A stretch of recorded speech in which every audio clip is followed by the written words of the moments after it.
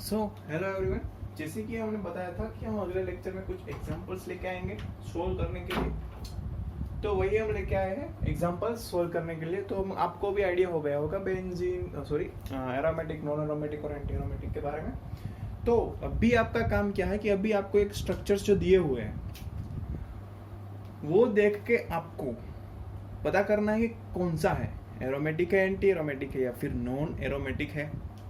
तो अगर पहले से शुरू करें तो हम जब भी देखना स्टार्ट करेंगे तो पहली चीज स्टार्ट करेंगे कि कंपाउंड प्लेनर है कि नहीं है, ठीक है। सेकंड चीज स्टार्ट करेंगे लोकलाइजेशन है कि नहीं है, और ऑब्वियसली साइक्लिक तो कंपाउंड को होना ही होना है, ठीक है। चलिए देखते हैं। तो अगर हम स्टार्ट करें पहले कंपाउंड से, तो पहले कंपाउंड में पहले तो ये देखिए प्लेनर है, हाँ 3 मेंबर साइक्लिक कंपाउंड है, प्लेनर है। लोकलाइजेशन डीलोकलाइजेशन है, हाँ हो सकता है, ठीक है, हो सकता है। थर्ड चीज देखते हैं कि sp3 कार्बन तो कहीं नहीं है, तो देखिए सारे कार्बन sp2 ही है, देखिए देखिए देखिए देखिए, यानी कि सारी कंडीशन सेटिस्फाइड हो रही है। अभी आगे बढ़ेंगे। Total number of pi electron कितने हैं? Total number of pi electron है 2 पाई इलेक्ट्रॉन है। कितने हैं? 2 पाई इलेक्ट्रॉन है। तो 2 पाई इलेक्ट्रॉन पहले तो हम साइड में फॉर्मूला लिख देते हैं, 4n प्लस 2 पाई इलेक्ट्रॉन एक फॉर्मूला है, और एक है हमारा 4n पाई इलेक्ट्रॉन। तो कौन से फॉर्मूले में n की वैल्यू पुट करने से आपको जो है वो मिलेगा? तो अगर 4n प्लस 2 पाई इलेक्ट्रॉन में अगर हम n की जगह पे 0 पुट करें तो क्या हो गया है? 4 इंटू 0 0, n क्या हो गया? 2 पाई इलेक्ट्रॉन। ये कौन सा हो गया? हमारा एरोमेटिक हो गया। क्या हो गया? एरोमेटिक हो गया। सेकेंड कंपाउंड, सेम कंपाउंड है, सिर्फ डिफरेंस क्या है? पॉजिटिव चार्ज है, यहाँ पे नेगेटिव चार्ज है।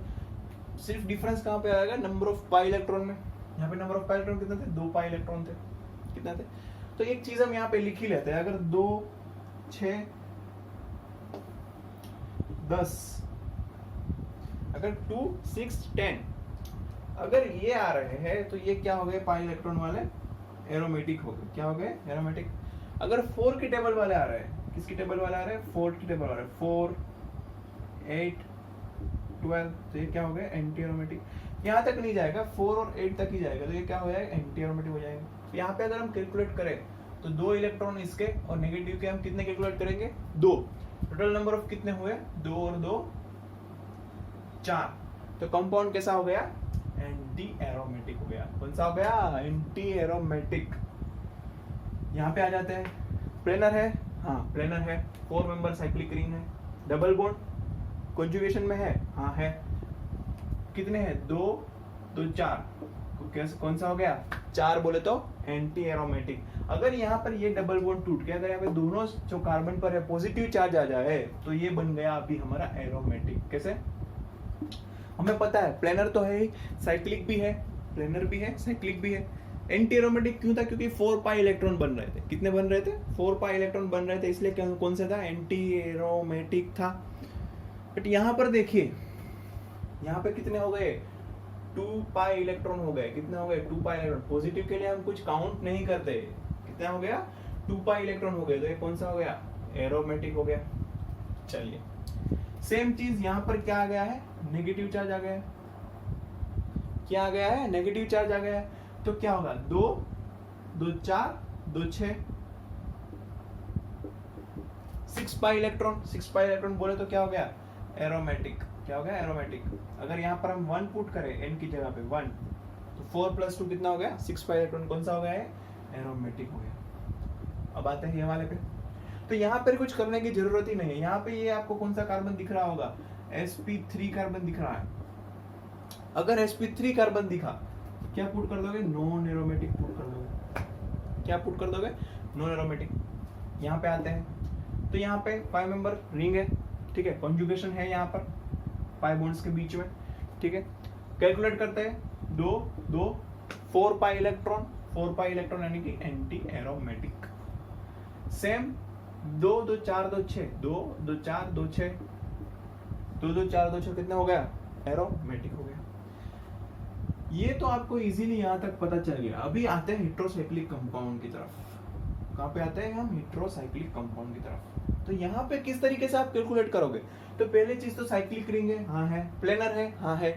ठीक है, प्लेनर है, हाँ है। डीलोकलाइजेशन है, हाँ है, ये लोन पेयर पार्टिसिपेट करेगा यहाँ पे, यहाँ पे, यहाँ पे, डीलोकलाइजेशन भी है। तो कैलकुलेट कैसे करोगे? तो एक चीज याद रखा कि जो लोन पेयर जो है वो डीलोकलाइजेशन में पार्टिसिपेट कर रहा है, रेजोनेंस में पार्टिसिपेट कर रहा है, उस लोन पेयर के इलेक्ट्रॉन को आप काउंट करके चलोगे। क्या करके चलोगे? उस लोन पेयर के इलेक्ट्रॉन को आप क्या करके चलोगे? काउंट करते हुए चलोगे। तो यहां पर क्या होगा? कितने नंबर टोटल आपको देखना ये है कि कितने इलेक्ट्रॉन है जो रेजोनेंस में जो पूरा पाई डेंसिटी क्लाउड बन रहा है उसमें इन्वॉल्व है। तो कितना हो गया? 2 लोन पेयर के 2, ये के 2, ये 2, कितने हो गए टोटल? 6 पाई इलेक्ट्रॉन हो गए। कितने हो गए? तो ये कंपाउंड कैसा बन गया? एरोमेटिक बन गया। सेम यहाँ पर आते हैं। एक चीज याद रखना कि अगर 2 लोन पेयर है तो दोनों के दोनों लोन पेयर जो है वो पार्टिसिपेशन में नहीं होते, कोई एक ही लोन पेयर होता है। ऐसा क्यों होता है? ऑक्सीजन एक ही लोन पेयर पार्टिसिपेट क्यों करवाता है? ये चीज हम पता करते हैं जब हम हेमोडायग्राम देखते हैं। तो जो एक लोन पेयर होते हैं जो है प्योर एस में होते हैं तो वो यूज में नहीं आते। तो यहाँ पर भी कितने हो गए? 6 पाई इलेक्ट्रॉन हो गए। ये भी एरोमेटिक हो गया क्योंकि ये एक लोन पेयर यहाँ पे यहाँ पे यहाँ पे डीलोकलाइजेशन में दे रहा है। अब बात करते हैं ये देख के तो आपने पता लगा ही लिया होगा। 2 2 4 2 6 2 8 8 पाई इलेक्ट्रॉन है। आपने क्या बोल दिया? Anti aromatic. क्या बोल दिया? Anti aromatic. पर मैं यहाँ पर बोल रहा हूँ कि ये कंपाउंड जो है नॉन एरोमेटिक है। कौन सा है? नॉन एरोमेटिक है। हो गया ना कमाल? कैसे नॉन एरोमेटिक है? ये ड्रॉ किया है, दिखने में आपको प्लेनर लग रहा है बट ये स्ट्रक्चर ऐसा नहीं होता। जनरली ये स्ट्रक्चर ऐसा नहीं होता। कैसा होता है?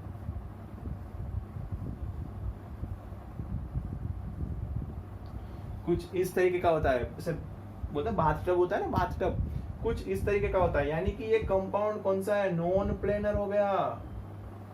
नॉन प्लेनर हो गया तो वैसे भी कौन सा हो जाएगा? ये नॉन एरोमेटिक होगा। ठीक है, पिरिडीन के बारे में बात की थी हमने, एरोमेटिक होता है। ये लोन पेयर जो है वो कौन सा है? नॉन अकल वाला है, काउंट नहीं हो गए। 2 4 6 कौन सा हो गया? एरोमेटिक हो गया। बात करते हैं ये वाले की।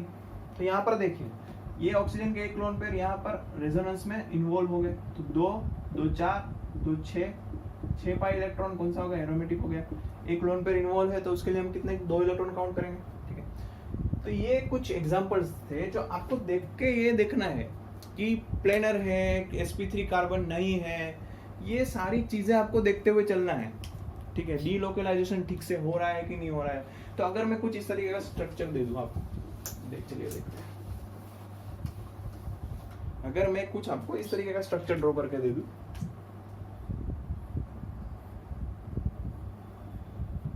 तो यहाँ पर देखिए, यहाँ पे लोकलाइजेशन डीलोकलाइजेशन होगा बट यहाँ जो है वो डीलोकलाइजेशन ब्रेक हो जाएगा क्योंकि बीच में क्या आ गया? यहाँ पर sp3 कार्बन आएगा।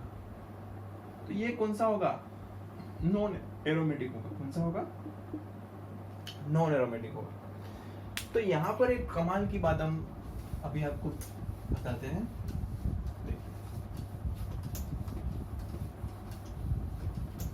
देखिए ये हमारे पास कुछ ऐसा है।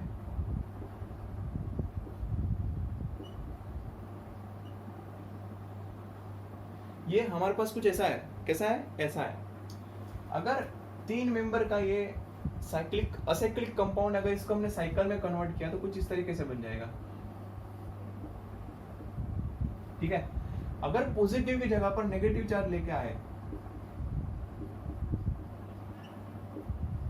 तो इसका साइक्लिक कंपाउंड किस तरीके से होगा?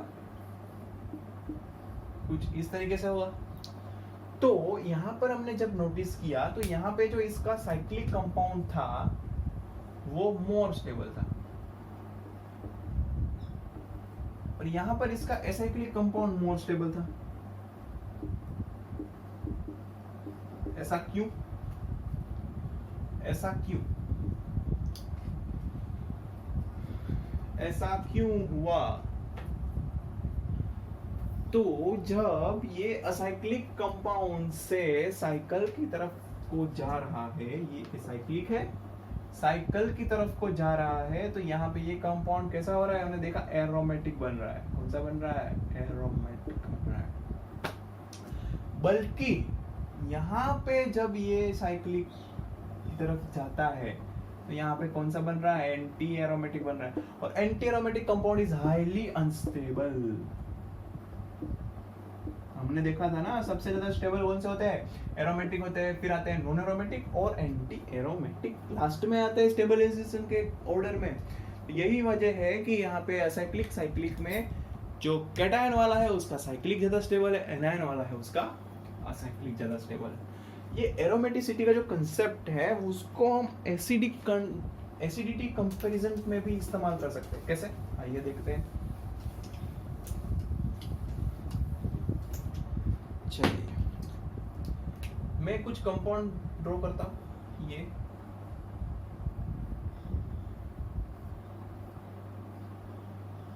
और ये। अभी आपसे क्वेश्चन करेंगे कि इन दोनों में से अच्छा H+ डोनर कौन है, अच्छा एसिडिक कौन है, विच वन, इन दोनों में से which one is more acidic.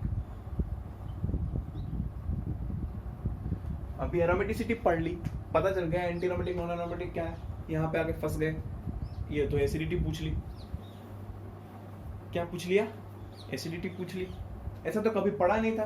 तो आइए देखते हैं कैसे देखते हैं। तो हम सभी को पता है कि एसिड क्या होता है, एसिड होता है H+ को डोनेट करता है, क्या डोनेट करता है, H+ को डोनेट करता है। तो पहले हम क्या करेंगे, दोनों में से H+ को डोनेट करवा के देखते हैं। ठीक है, हमने डाल दिया यहाँ पे बेस, बी लिख देता हूँ, यहाँ पे डाल दिया बेस। अगर ये वाला हाइड्रोजन एब्स्ट्रैक्ट हुआ, H+ गया, तो ये वाले कार्बन के ऊपर क्या आएगा, नेगेटिव चार्ज आएगा। क्या आएगा, नेगेटिव चार्ज आएगा। सेम उसी तरीके से अगर ये हाइड्रोजन गया, नेगेटिव चार्ज आएगा यहाँ पर।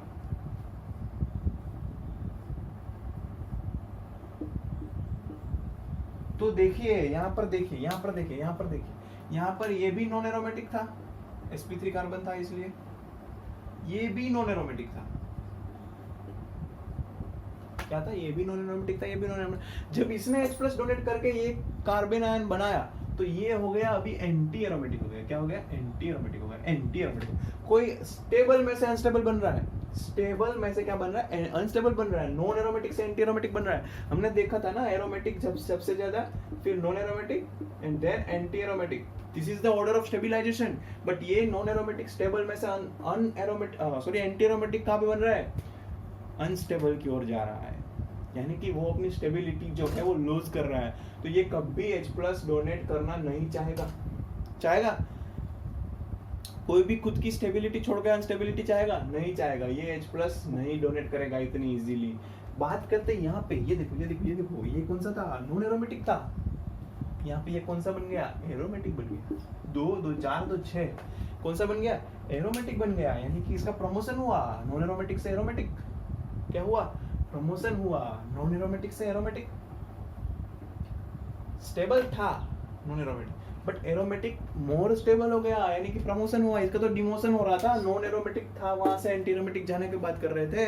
तो वो बोलेगा नहीं भाई, हम अपनी जगह पर खुश है, हमें H+ डोनेट करके कोई दानवीर नहीं बनना है, क्योंकि हम नॉन एरोमेटिक से क्या बन रहे हैं, एंटी एरोमेटिक बन रहे हैं। और ये भाई साहब इजीली दे देंगे, ले जाओ मेरा हाइड्रोजन ले जाओ। क्यों, क्योंकि ये नॉन एरोमेटिक से क्या बन रहे हैं, एरोमेटिक बन रहे हैं। तो आप ये जो एरोमेटिसिटी का कंसेप्ट है उसका इस्तेमाल करके कुछ एसिड बेस, इनका भी जो है वो आप इस्तेमाल कर सकते हैं। क्या कर सकते हैं, एसिड। जब हम जीओसी पढ़ते हैं, क्या पढ़ते हैं हम, जब हम जीओसी पढ़ते हैं तब वहां पर हम एक कंसेप्ट पढ़ते हैं एसिड बेस का। जो हमारे ऑर्गेनिक एसिड्स रहते हैं उसकी कंपैरिजन करना सीखते हैं कि किसका कौन मोर एसिडिक है, कौन लेस एसिडिक है। तो वहां पे हम क्या करते हैं कि सारे कंसेप्ट हमको मिला के चलने होते हैं। यहाँ इंडक्टिव इफेक्ट हो, चाहे रेजोनेंस हो, चाहे हाइपर कॉन्जुगेशन हो, एज वेल एज एरोमेटिसिटी को भी साथ में लेके चलना होता है। तो इसीलिए क्या करना होता है, हमें एरोमेटिसिटी देखना जरूरी है। जब आप बायो इनऑर्गेनिक पढ़ोगे तब आप एक चीज पढ़ोगे, पोरफायरिन रिंग पढ़ोगे। क्या पढ़ोगे, पोरफायरिन रिंग पढ़ोगे।